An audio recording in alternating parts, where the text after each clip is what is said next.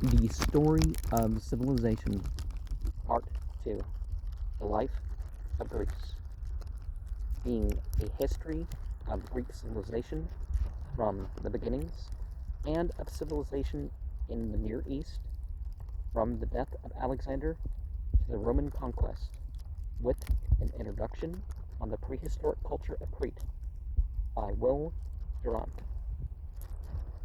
Chapter 3, The Heroic Age. Part 2, The Heroic Legends. The legends of the heroic age suggest both the origins and the destinies of the Achaeans. We must not ignore these stories, for through a sanguinary fancy that enlivens them, they may contain more history than we suppose, and they are so bound up with Greek poetry, drama, and art that we should be at a loss to understand these without them. Yeah, people try to separate the mythology from the other aspects of culture.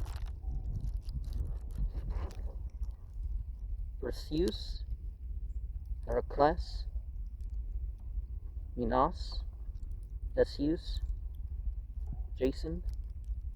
It has been common in modern times to regard these and the other heroes of this age as purely mythical creations. Well, myth, even in the Bible, doesn't mean, made up.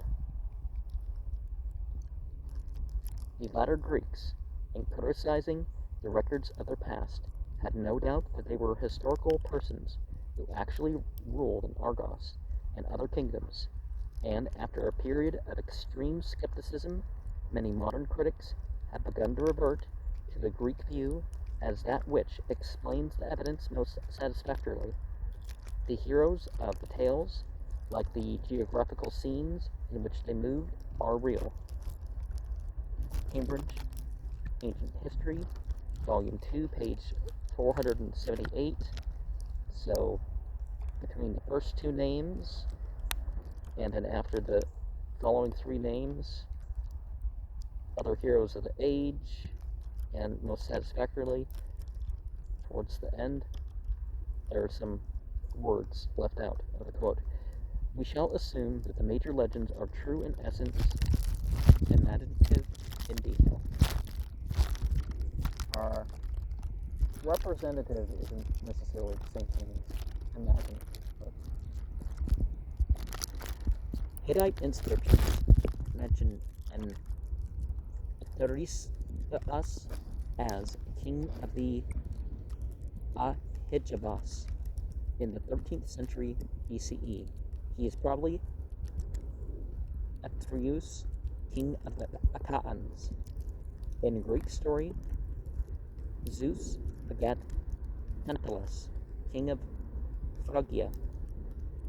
Tantalus angered what were considered to be gods by divulging their secrets, stealing their nectar and ambrosia, and offering them his son Pelops, boiled and sliced. Zeus puts Pelops together again and punished Tantalus and Hades with a raging thirst. Tantalus was placed in the midst of a lake whose waters receded whenever he tried to drink of them. Over his head, branches rich in fruit were hung, which withdrew when he sought to reach them. A great rock was suspended above him, which at every moment threatened to fall and crush him. Who begot Pelops, begot Atreus, who begot Agamemnon. Pelops, being exiled, came to Elis in the western Peloponnesus about 1283 BCE and determined to marry Hippomaya, daughter of Lamaus, Elis's king. The east pediment of the great temple of Zeus at Olympia still tells us the story of their courtship. The king made a practice to test his daughter's suitors by competing with them in a chariot race. If the suitor won, he would receive epitaphy. Nehemiah, if he lost, he was put to death. Several suitors had tried, and had lost both race and life. To reduce the risks, Pelops bribed the king's charioteer, Myrtilus, to remove the linchpins from the royal chariot, and promised to share the kingdom with him if their plan succeeded. In the contest that ensued, the king's chariot broke down and he was killed. Pelops married Nehemiah and ruled Elis, but instead of sharing the kingdom with Myrtilus, he threw Myrtilus into the sea.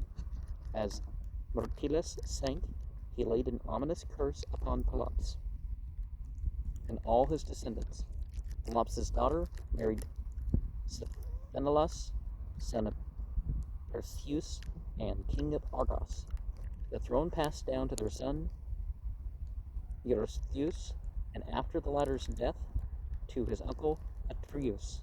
Atreus' sons, Agamemnon and Menelaus, married Clytemnestra and Helen, daughters of the king Tyndareus of Lacedaemon. And when Atreus and Tyndareus died, Agamemnon and Menelaus between them ruled all the eastern Peloponnesus from the respective capitals at Mycena and Sparta. The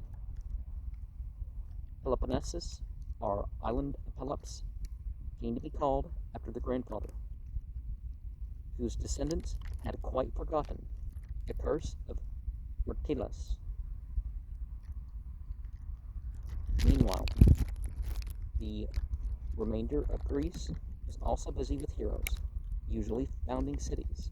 In the 15th century before our era, said Greek tradition, the iniquity of the human race provoked Zeus to overwhelm it with a flood, from which one man, Deucalion, and his wife Porah alone were saved, in an ark or chest that came to rest on Mount Parnassus. From Deucalion's son, Helen, had come all the Greek tribes, and their united name, Hellenes. Helen was a grandfather of Achaeus and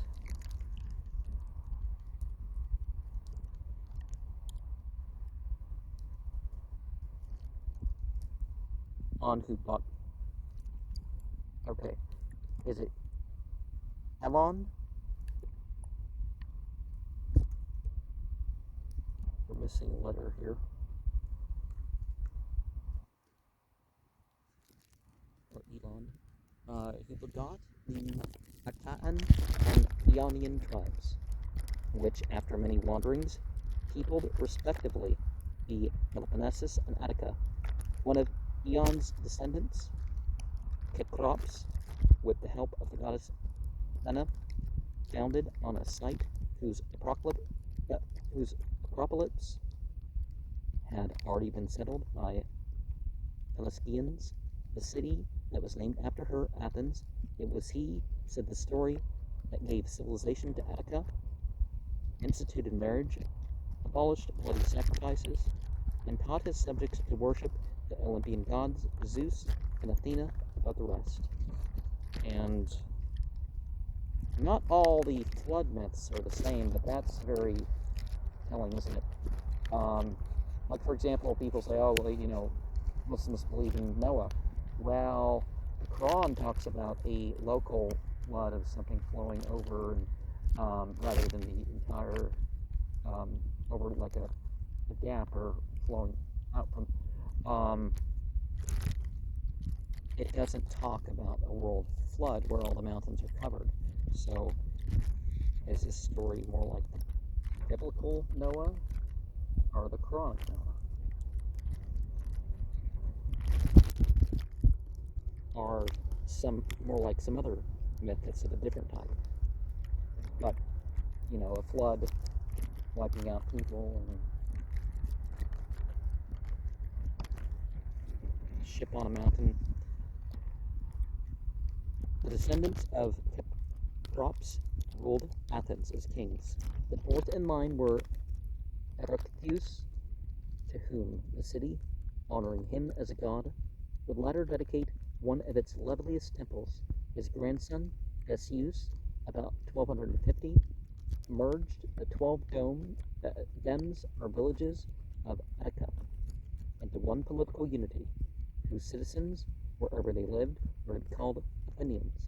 Perhaps it was because of this historic synoikismos, or municipal cohabitation, that Athens, like Thebes and Mecana, had a plural name. It was Theseus who brought order and power to Athens, ended the sacrifice of her children to Minos, and gave her people security on the roads by slaying the highwaymen and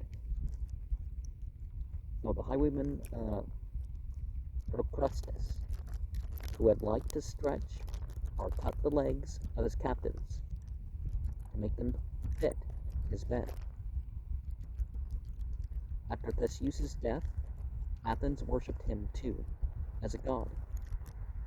As late as 476, in the skeptical age of Pericles, the city brought the bones of Theseus from Scaros and deposited them as sacred relics in the temple of Theseus.